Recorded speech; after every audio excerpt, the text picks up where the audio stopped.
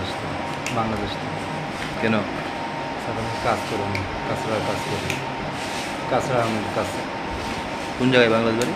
হ্যাঁ, বাংলাদেশ খুলনা। খুলনা। কিসের জন্য আইলেন?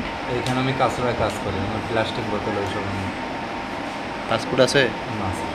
কীভাবে আইছে? স্যার ওখান থেকে পার করে দিয়েছে। কোন দিকে? ওই জায়গার তো নাম জানি না স্যার। কে পার করছে? মানে আমি এখান থেকে আমি কথা বলেছি, আমার এক ভাই আমি কথা বলে দিচ্ছে, সে আমি আমাদের আমি পার করে দিয়েছি।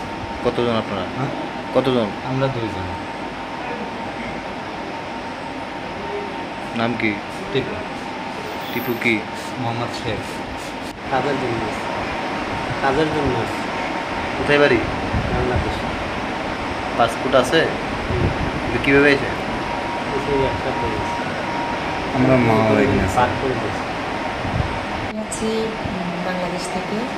তো আমরা তো হিজড়া সব জায়গায় যাই, তো এই জায়গায় আমরা বেলাকে আসছি বা পলাই আসছি, তার জন্য স্যারেরা ধরেছে, আমাদের নিয়ে আসছে, আমরা এখানে আসছি। এই আর কি বলবো। পাসপোর্ট আছে?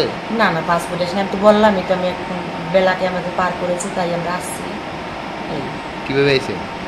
লোকে পার করে দিছে। আমরা 13 জন একসাথে আসছি।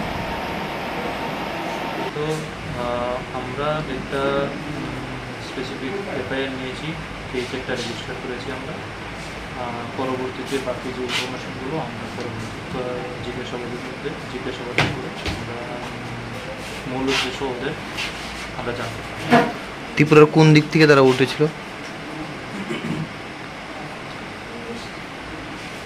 এখন পর্যন্ত যতটুকু জানতে পেরেছি, সোনামুড়ার বর্ডারটা, সোনামুড়া ইন্ডুমোংলা বর্ডার আছে, বর্ডার দিয়ে ওরা ক্রস করেছে। তো লোকেশনটা এখনো জানতে পারেনি, ওরা বলতে পারেনি।